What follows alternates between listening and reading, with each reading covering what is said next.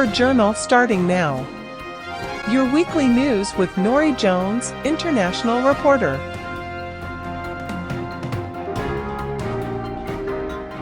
Okay, get this. 74 million. That's the number of pet cats just in the United States. Wow, 74 million. Right, and then you add like 53 million in China, another 23 million in Russia. I mean, it's not just pets anymore. It's this huge global thing. It really is a phenomenon. So what does all this mean? That's what we're digging into today. We've got three really interesting sources. There's the 2025 World of the Cat Report, a UK study on road accidents from the University of Bristol and cats protection, and then this really ambitious project called Darwin's Cats. Yeah, and they all come at it from slightly different angles, don't they? You've got the big picture, and then a very specific risk, and then a look towards the future with genetics. Exactly. Our mission really is to pull out the key stuff from these so you can get properly well-informed, fast. Forget the cute videos for a sec. We're talking about the real lives, the health, even the DNA of these furry overlords. It's quite neat how they fit together. The huge numbers from the global report kind of set the scene, right? Yeah. Makes you think about the challenges in looking after them all. And then the UK study zooms right in on one of those dangers. Yeah, a really serious one. And Darwin's Cats, well, that could potentially help us find solutions down the line. It's quite a compelling arc. Totally. So let's start with those eye-popping numbers from the 2025 World of the Cat Report. US, China, Russia. It shows this massive shift in how we live with animals, doesn't it? It really does, and it raises a big question, you know. Are we actually keeping up? Are our, veterinary systems and our general understanding really equipped for this many cats in our lives? That's the core of it, isn't it? All this joy they bring, but it shines a light on, well, the resources needed. And this is where that World of the Cat Report makes a really interesting point. It talks about a gap. A healthcare gap between cats and dogs. Yeah.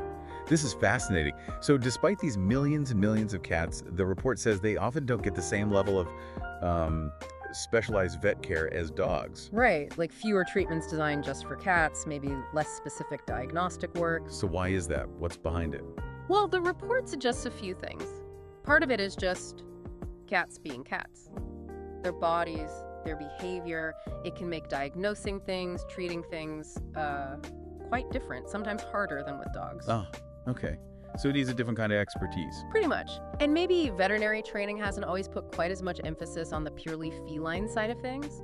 The report actually calls for, better vet education focused specifically on cats. So it's about the type of knowledge, not just the number of vets. And investment too, right? More research just on cats, better diagnostics, specific cat therapies. Exactly. The field seems to be catching on, but there's a need to push it forward. Yeah. And this connects to owners too, Okay. Well, the report mentions things like evolving ideas about cat nutrition, which is a big topic now, and also the rising costs of vet care. That's a real pressure point for people. Definitely. Vet bills can be scary. Right. So the report really stresses how important it is for owners to be proactive, knowing about preventive stuff, spotting illness early. Makes total sense. Yeah. Catching things early is better for the cat and probably easier on the wallet too. Okay, so that's the big picture, the healthcare side. Let's pivot now to that UK study, Bristol University and cats protection. This one focuses on a very specific danger. Yeah, and it's quite sobering, actually. It found that road traffic accidents, RTAs, are a leading cause of death for pet cats in the UK, especially younger cats under 8 years old. A leading cause, wow. And what's important about this study is they look beyond just the cats who regularly go to the vet or have insurance. They try to get a fuller picture. Which makes the findings even more significant, I guess. RTAs being number one for young cats. That's tough. It is, and get this, for kittens under 1 year old, RTAs accounted for over 60% of deaths. 60%. Oh, wow, that's incredibly high. Yeah, I mean, infectious diseases and other accidents were factors too, but roads were the biggest killer by far for that age group. It really points to how vulnerable they are when they first start exploring, Young, curious, maybe not so street smart yet. You picture them just learning the ropes, and then this immediate danger. And it doesn't stop after kittenhood, does it? No, for cats aged 1 to 8, RTAs were still the main cause of death. Although as they get older, the study notes that chronic health issues start to become more significant too, understandably. But still, that impact on the younger ones is undeniable. So the study must talk about prevention, right? Yeah. What can people do? Absolutely. They give some clear recommendations. Keeping cats indoors, especially during busy traffic times like rush hour, that seems pretty intuitive. Right. Also, setting up secure outdoor spaces like patios or properly fenced gardens lets them get outside safely. A safe compromise. And crucially, just making sure owners understand the risks. If you live near busy roads, letting your cat roam freely, well, it carries a significant danger. Education is key. It's that tricky balance, isn't it? Their instinct to explore versus the modern world's dangers. Does the study look beyond individual owners? It does, yeah. It suggests that, policymakers and town planners should think about pet safety more. Things like traffic calming measures in neighborhoods, maybe designing communities with animal safety in mind. That's a bigger picture thought. Well- Shared spaces or shared responsibility. Okay, let's shift gears one last time. From road safety to genetics. Darwin's cats.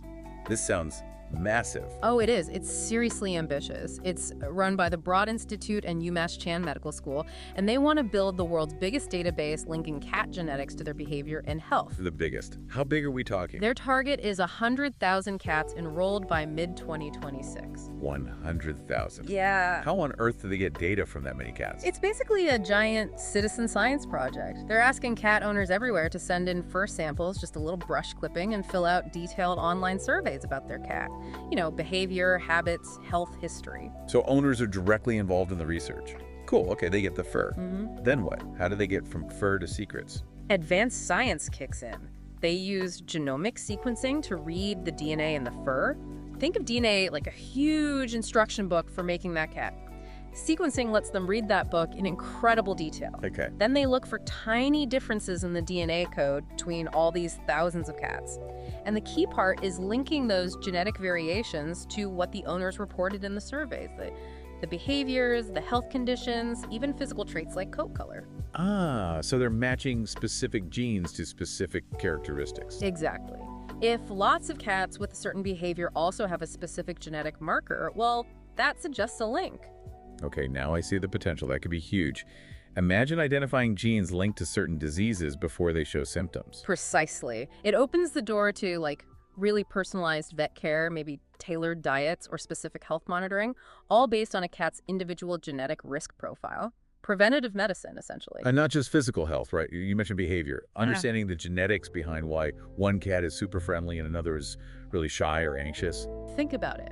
If we understood the genetic component of those traits better, we could maybe manage them better, meet the cat's specific needs more effectively. It could really strengthen the bond we have with them. A deeper level of understanding. Yeah. That's fascinating. Does this research have wider implications too, beyond our pets? It does, actually, for conservation. By comparing domestic cat DNA to their wild relatives, scientists can learn a lot about cat evolution, genetic diversity. Which could help protect endangered wildcats. Potentially, yes. Understanding their genetics, how they relate to domestic cats, managing interbreeding risks, it all feeds into conservation strategies. So yeah, it spans from our living rooms to wild habitats.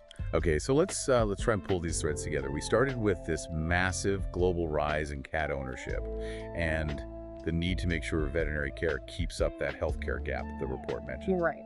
Then we zoomed into that stark reality of road accidents being a major killer for younger cats, especially in the UK, highlighting the need for owner awareness and maybe even safer community design. And finally, this Darwin's Cats project, this cutting-edge genetic research, which promises, well, maybe revolutionary insights into cat health, behavior, maybe even helping wild relatives. What strikes me is how all three sources, in their own way, point to cats becoming more significant in our world, and how our understanding needs to deepen to match that. Absolutely. And hopefully this deep dive is giving you some valuable takeaways, whether you're already a cat person thinking about it or just, curious about the animals we share the planet with. It leaves you with a thought, doesn't it? Yeah. As cats become even more central to our lives globally, how do we actually make sure their health, their safety, and our understanding of them truly keeps pace? It's a big question, covering everything from vet science and how we act as owners, to how we build our towns and cities, and just appreciating these amazing creatures more deeply.